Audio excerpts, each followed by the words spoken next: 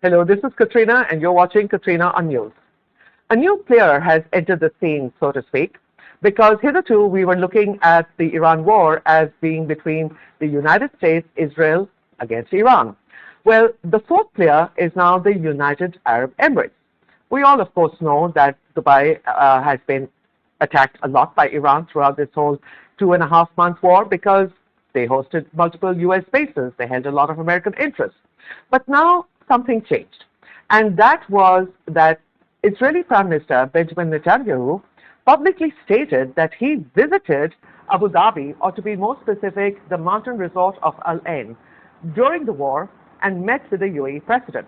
This sent shockwaves throughout the entire region because the UAE is an integral component of the Gulf Cooperation Council, which includes Saudi Arabia, Bahrain, Kuwait, Qatar, and a few other countries around the Gulf region.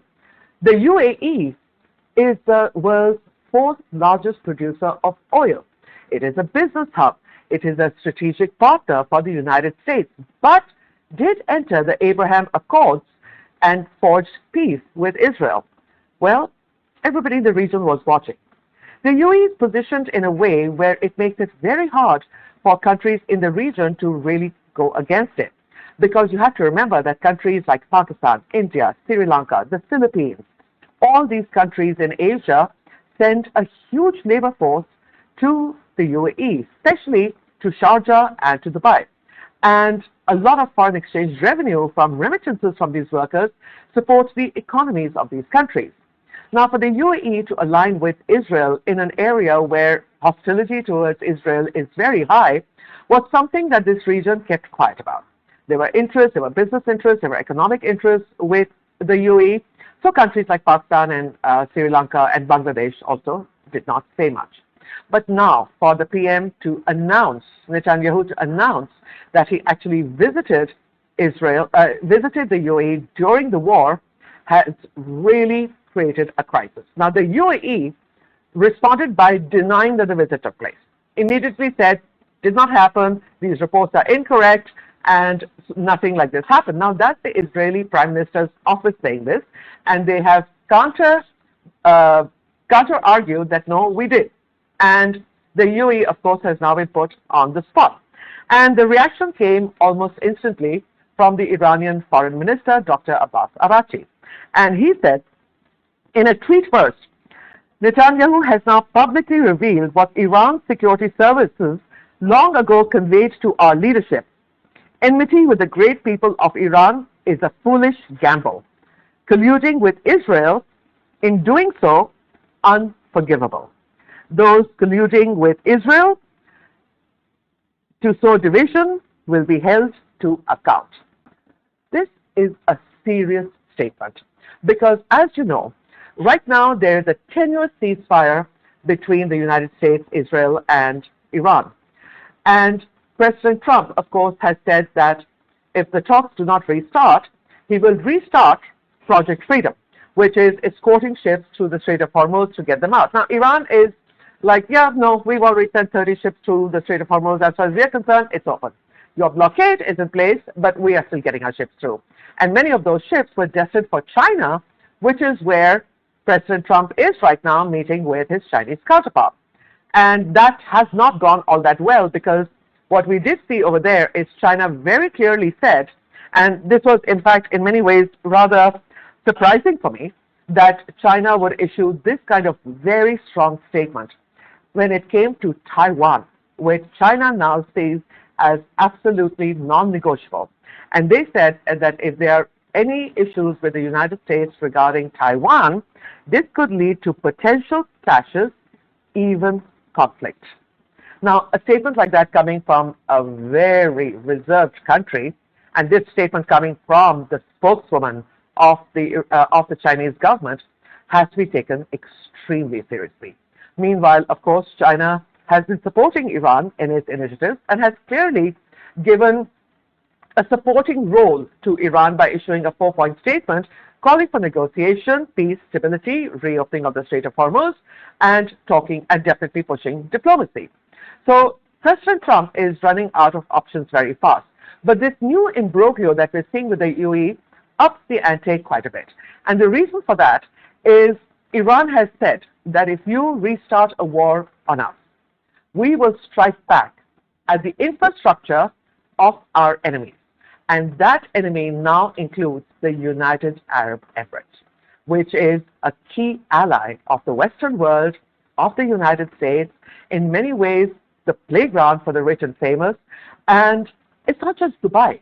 It's Abu Dhabi, it's Sharjah, it's Ras Al Khaimah, it's Fujairah, it's Al Quwain, which a lot of people haven't even heard of. It's another emirate. There are 7 emirates in this. And so this is extremely disturbing. And of course, Iran has made it very clear that they're in this and they will go all the way if they have to, pointing out that they have showed restraint until now. And yeah, you can sort of go along with that. I mean, they kind of wiped out American radars, American bases, and what have you. But the civilian count of lives lost in the region has not been high. It's been extremely high in Iran, tremendously high in Lebanon, where Israel is fighting another war. But now with what has happened with Netanyahu revealing that he was in the UAE, why did Netanyahu do it right now at this phase? Because he wants this war to continue. He said so much in his CBS 60 Minutes. He wants this war to continue. He needs it to continue. So setting the cat among the pigeons right now by saying that he was in the UAE, well, Iran hasn't taken that well. Now, currently, there's a summit going on of foreign ministers from the BRICS countries, which includes Brazil and India, Iran, South Africa, and several other countries. It is a meeting of the Global South, which has come a long way since its inception. And Iranian Foreign Minister Abbas Araghchi was in India attending this conference, and his speech at the actual summit itself was strong, it was firm, but it was diplomatic.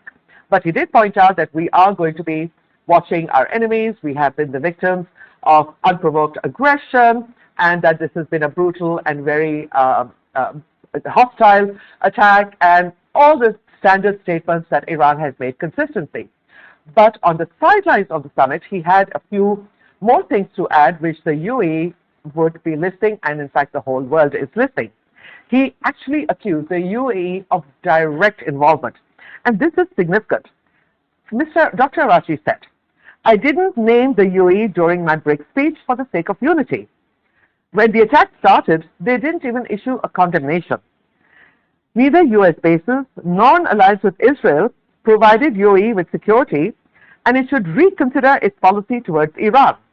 We must live side by side in peace, and this requires complete understanding between the two countries.